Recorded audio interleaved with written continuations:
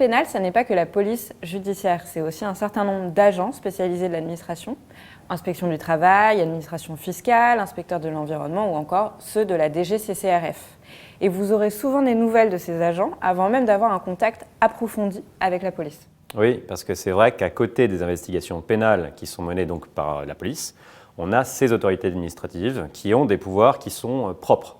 Donc par exemple, sur un accident du travail, elles vont s'assurer du respect du Code du travail. Sur un contrôle fiscal, elles vont s'assurer du respect du Code général des impôts ou sur des problématiques de pollution, du Code de l'environnement. Il n'y a pas que le Code pénal dans les investigations pénales.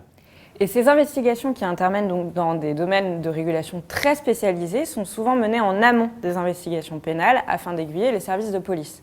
Il est donc essentiel de faire attention puisque les avis de ces experts fondent bien souvent les poursuites et c'est pourquoi il est important de réagir dès le tout premier contact avec ces agents. Réagir par exemple, c'est déclencher une procédure interne de contrôle en prévenant votre responsable juridique qui contractera lui-même un avocat.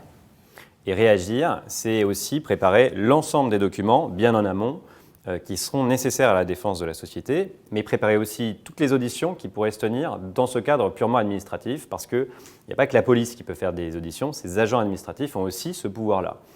Réagir, c'est enfin préparer avec beaucoup de soin et beaucoup de précision l'ensemble des écrits qu'on va apporter à l'administration, parce qu'il y a ce jeu de va-et-vient entre l'administration et vous, et tout ça va se retrouver dans le dossier pénal par la suite.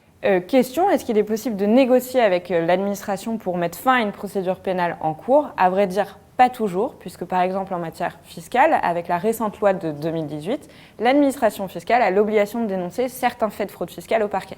Concrètement, au-delà de 100 000 €, sauf exception, c'est obligatoire. Et en matière environnementale ou de consommation, on sait qu'une transaction est possible, mais c'est souvent à l'initiative de l'administration et pas à l'initiative du justiciable.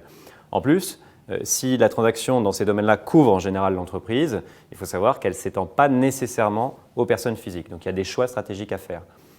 Il y a un cas un peu spécifique qui est celui des accidents du travail. Là, pour le coup, vous n'aurez absolument aucune possibilité de transiger parce qu'il est question d'intégrité physique. Raison de plus pour se préparer au mieux avec une procédure interne appropriée à réagir dès le tout début de ces contrôles administratifs.